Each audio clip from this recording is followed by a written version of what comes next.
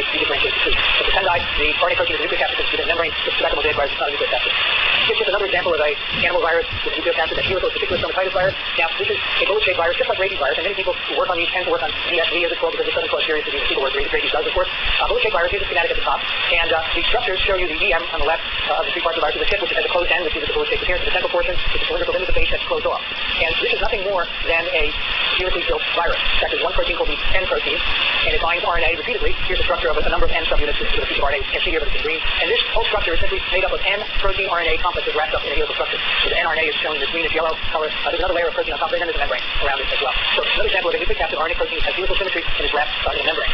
There are lots of viruses that look like this and that are built with this kind of symmetry. We'll talk a little bit about the paramyxoviruses, measles, mumps virus, Tendai virus, et cetera. Again, a helical nucleocapsid RNA plus protein wrapped in a membrane. Rhabdovirus, rabies virus, particular stomatitis virus, we could look at that. The influenza viruses are envelope viruses. The genome is a nucleocapsid, a helically built nucleocapsid. Happens to be the features for influenza virus. There's nothing more than RNA wrapped up in protein. And Ebola virus, same thing. Happens to be filamentous, but inside this envelope, the membrane is an RNA protein complex, nucleocapsid filled with surface. Next question, which of the following describes virus symmetry in subassemblies?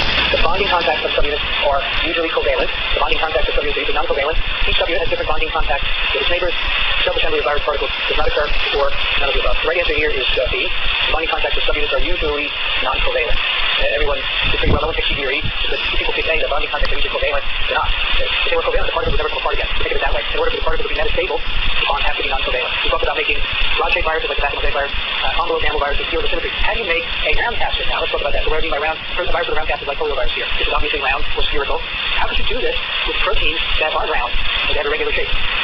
And so here is an illustration of that problem. On the right is like a micrograph of poliovirus, spherical virus particles, but the proteins that make them up are not spherical at all. So how do we do this? Two clues. Clue one, all round capsids have precise numbers of proteins, so usually multiples of 60. Not just random, any number at all. They're multiples of 60, like 60, 180, 240, 960. So that's one thing that clues them in. Two, spherical viruses come in many sizes, plus the capsid proteins tend to be between 20 and 60,000 Daltons in size. So there's two clues that people got from working on virus structures for years and years, and that made them realize how you could build them out virus particles. These two individuals, Casper and Clue, 1962, they covered the solution. These were structural biologists.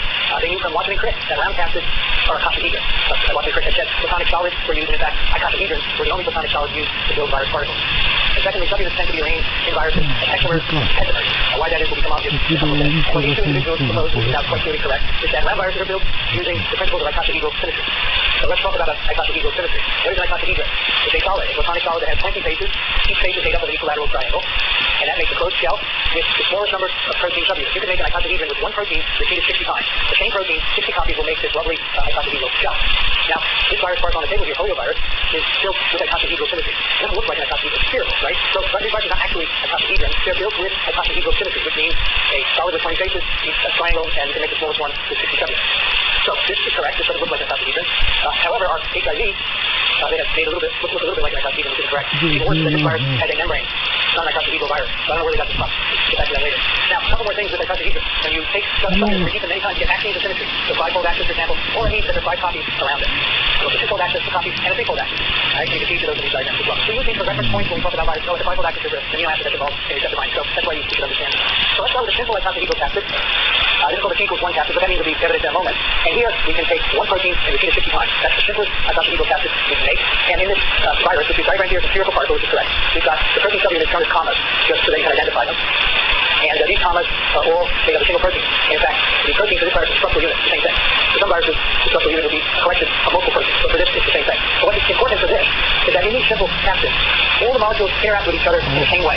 Okay? They have head-to-head and tail-to-tail interaction. So in other words, reason why we use commas here, so you can distinguish the head from the tail of the comma and see how all these proteins are interacting in the same way. So if you remember, the original idea about symmetry in virus particles would be that all the proteins interact identically, and that allows them to self-assess. So these simple capsids fulfill that prediction.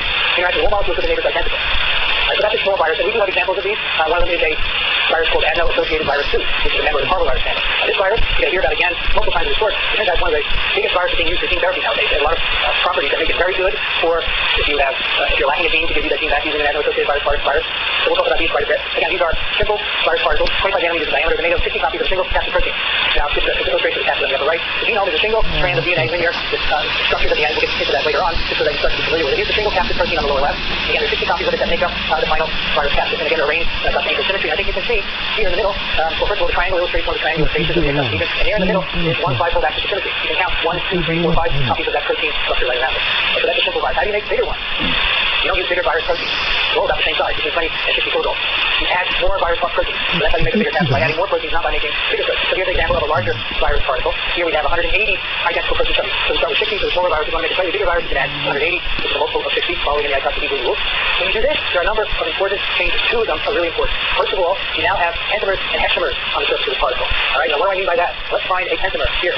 Here's one part where you have 1, 2, 3, 4, 5 copies of the protein surrounding that glycol axis. That is a pentamer. But you can see that there are other parts of the capsid where you have 6. One here around this orange triangle, 1, 2, 3, 4, 5, 6. Those are hexamers. That's what I mean by pentamers and hexamers. So by inserting additional subunits into the triple capsid, you now require the presence of both pentamers and hexamers. The only way you can do that is by making these 6-fold related areas.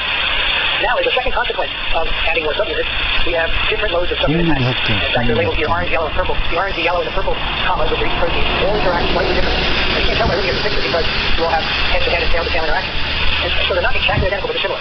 And that's the only way that you can build these bigger viruses. We call it quasi-equivalent. The bonding interactions are quasi-equivalent, but they all engage tail-to-tail and head-to-head. That's why I had identical in quotes on that slide a number of slides ago. So we used to think that the interactions between subunits were all identical. Until we started studying bigger and bigger viruses. And the only way to make a bigger virus is to add more subunits and make the interactions slightly different. So overall, they look the same, head-to-head and tail-to-tail. But the bonding environments are somewhat different. And the fact that you have pentamers and hexamers on the same particle should tell you that they have to be slightly different in order to get those environments to be different.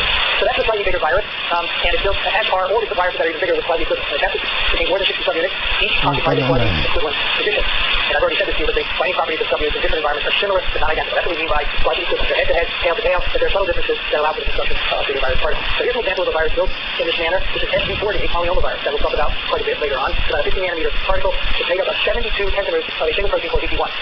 And that gives a total of 360 subunits. So VP1 is a single viral capsid protein. First it assembles into pentamers. So if you look at this reconstruction of the virus here, this is from the coordinates of the virus particle. Each of these knobby-like protrusions is a pentamer, 5 copies of VP1. And you can see some of them, they've been colored, 1, 2, 3, 4, 5. The gray ones you can't really tell. 5 copies of VP1 forming pentamers. And because this virus has 360 subunits, you know right away that there have to be pentamers and hexamers. That's the rule. And you can see here's a VP1 pentamer right in the middle, that purple one. It has 5 neighbors, 1, 2, 3, 4, 5. And then here is a VP1 pentamer with 6 neighbors, 1, 2, 3, 4, 5, 6. So the mixed pentamers, hexamers, is a quasi-equivalent interaction. We're building a slightly bigger particle than the one we looked at before, but the same rules apply. Quasi-equivalent pentamers, hexamers. By the way, these viruses have circular double-stranded DNA genome. Now, on all slides, you've seen this number T number. That stands for triangulation number. It has to do with the way the icosahedron is constructed. The T number is the number of facets of triangular face of an icosahedron. So here is one of them here.